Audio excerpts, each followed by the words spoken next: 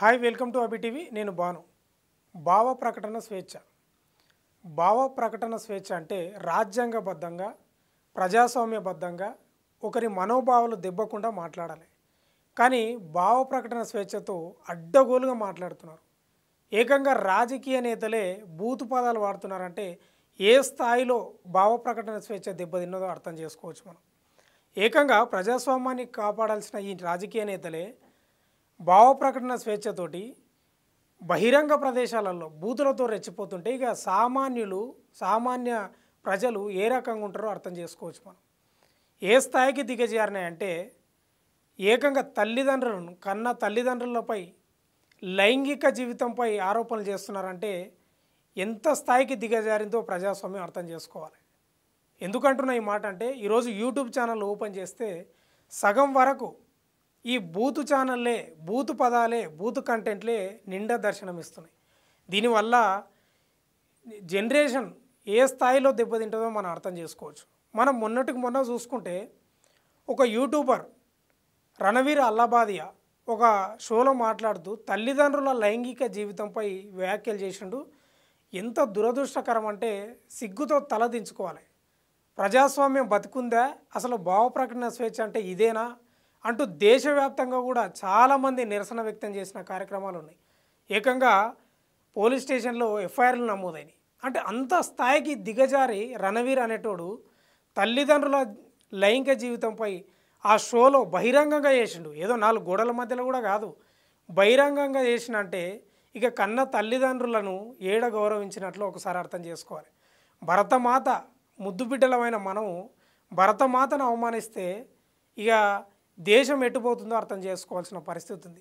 ఇక ఇదే అంశంపై అటు రణవీర్ అల్లబాదియాపై పార్లమెంటులో కూడా నిరసన వ్యక్త కార్యక్రమాలు జరిగినాయి.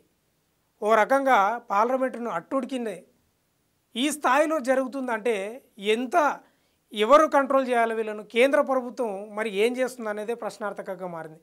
ఇప్పుడు ఇదే రణవీర్ అల్లబాదియాపై సుప్రీంకోర్టు చాలా సీరియస్ అయింది. మీరు ఏం నేర్చుకున్నారు? మీరు సమాజంలో తల్లిదండ్రులను ప్రేమించేది ఇదేనా? మీరు ఏం మెసేజ్ ఇస్తున్నారు అంటే లక్షల ఫాలోవర్లు ఉంటే ఏది మాట్లాడినా చెల్లుబాటు అవుతుందా అని చాలా తీవ్రంగా సుప్రీంకోర్టు ప్రశ్నించింది, మొట్టికాయలేసింది. వాస్తవమే కదా. ఈ రణవీర్ అల్లబాదియా అనేటోడు యూట్యూబ్లో హల్చల్ చేసుకుంటూ లక్షల ఫాలోవర్స్ ఉన్నాయని ఏది మాట్లాడినా చెల్లుబాటు అవుతుందని ఏది మాట్లాడినా నడుస్తుందని ఏకంగా తల్లిదండ్రులపై చేయడం ఎంతవరకు సమంజసం అంటే నాకు అర్థం కాదు. ఇప్పుడు ఇదే అంశంపై సుప్రీంకోర్టు సీరియస్ అయింది. మళ్ళీ బుద్ధి లేకుండా దేశంలో ఎక్కడెక్కడనో ఎఫ్ఐఆర్ నమోదైతే అన్ని కేసులను ఒకచోటికే చేర్చాలని సుప్రీంకోర్టు పోయిండు, లాయర్ను కూడా పెట్టుకున్నాడు. సిగ్గు తప్పిన పని ఇది. మరి సుప్రీంకోర్టు కూడా చాలా సీరియస్ అయింది ఇదే విషయంపై. మీరు బహిరంగంగా మీ బుద్ధి ఏందో బహిరంగంగా చెప్పేసినరని రణవీర్ అల్లబాదియాను చాలా సీరియస్గా మొట్టికాయలేసింది. అంటే మీ మెదడులో ఉన్న చెత్తనంతా ఒక్కసారిగా బయట పెట్టిండ్రు. మీరు ఇదేనా తల్లిదండ్రులకు ఇచ్చే గౌరవం? మీ యొక్క షోలను చూసి ప్రజలు కానీ విద్యార్థులు కానీ నేర్చుకోవాల్సింది ఇదేనా అంటూ కూడా చాలా ప్రశ్నించింది. వాస్తవమే కదా. ఇలాంటి విధవల వల్ల సమాజంలో రేపు వచ్చే భవిష్యత్తు యూత్కు ఏం నేర్పిస్తున్నారు? భావ ప్రకటన స్వేచ్ఛ ఉందని అడ్డగోలుగా స్పీచ్లు ఇస్తూ పూతు పదాలు వాడుతూ జన్మనిచ్చిన తల్లిదండ్రులపై కూడా ఈ రకంగా మాట్లాడితే ఇక ప్రజాస్వామ్యం ఎక్కడుంది? వీళ్ళని ఎవరు కంట్రోల్ చేయాలనేదే పెద్ద ప్రశ్నార్థకంగా మారింది. ఇంకా ఇదే విషయంపై ఇదే కేసుపై విచారిస్తూ సుప్రీంకోర్టు కేంద్రంపై కూడా చాలా సీరియస్ అయింది. ఈరోజు యూట్యూబ్లో ఓపెన్ చేస్తే దాదాపు సగానికి పైగా బూతు కంటెంట్ ఛానళ్ళే ఉన్నాయి. కేంద్ర ప్రభుత్వం అసలు ఏ నిర్ణయం తీసుకోదలుచుకున్నది? మేము చర్యలు తీసుకుంటాం, చెయ్యి దాటిపోతుంది ప్రజాస్వామ్యంలో ఈ బూతు కంటెంట్, మేము చర్యలు తీసుకుంటాం, మీరు కేంద్ర ప్రభుత్వంగా మీరు ఏం చెప్పదలుచుకున్నారు, మాకు మీరు ఏం సూచన ఇవ్వాలని కూడా సుప్రీంకోర్టు కేంద్ర ప్రభుత్వాన్ని చాలా సూటిగా ప్రశ్నించింది. వాస్తవంగా కూడా ఈరోజు యూట్యూబ్ ఛానల్లో బూతు కంటెంటే ఉంది. మరి ప్రజలు అట్రాక్ట్ అవుతున్నారా, లేకపోతే యూట్యూబ్ ఛానల్స్ నడిపే ఈ యూట్యూబర్లు డబ్బుల కోసం ఇట్లా దిగజారినరు అనేది ఒక ప్రశ్నార్థకంగా మారింది. ఏదేమైనా 4 గోడల మధ్యలో మాట్లాడుకోవాల్సిన మాటలను బహిరంగంగా యూట్యూబ్ ఛానళ్ళల్లో షోలల్లో ప్రదర్శించడం అనేది చాలా దురదృష్టకరం. ఒక రకంగా తల్లిదండ్రులు అవమానించడం అంటే భరతమాతను అవమానించినట్టే. కాబట్టి సుప్రీంకోర్టు చర్యలు తీసుకోవాలి, ఇలాంటి విధవలను బ్యాన్ చేయాలి. ఎక్కడ సమాజంలో ఎక్కడ కనిపించినా బట్టలు కూడా తీసి కొట్టాలి. అప్పుడు కానీ సిగ్గురాదు విధవలకు.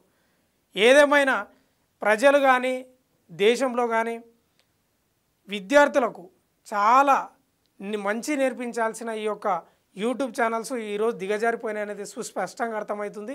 ఏదేమైనా సుప్రీంకోర్టు అయితే చాలా సీరియస్ వ్యక్తమైంది. మరి తదుపరి విచారణలో ఏం చర్యలు తీసుకుంటుందో వేచి చూడాల్సిన అవసరం ఉంది. ఇక కేంద్ర ప్రభుత్వం కూడా సరైన నిర్ణయం కట్టుదిట్టమైన చర్యలు తీసుకోకపోతే, ఒక అడ్డుకట్ట వేయకపోతే ఈ బూతు కంటెంట్ ఛానళ్లకు, ఈ బూతు మాట్లాడే విధవలకు ప్రజాస్వామ్యం బతకదు. తల్లిదండ్రులనే కాదు, ఇక దేశం కూడా దిగజారిపోయి ఇతర దేశాల ముందు తలదించుకోవాల్సిన పరిస్థితి అయితే ఏర్పడుతుంది. సో మరిన్ని టాపిక్స్ కోసం చూస్తూనే ఉండండి అభి టీవీని. Thank you.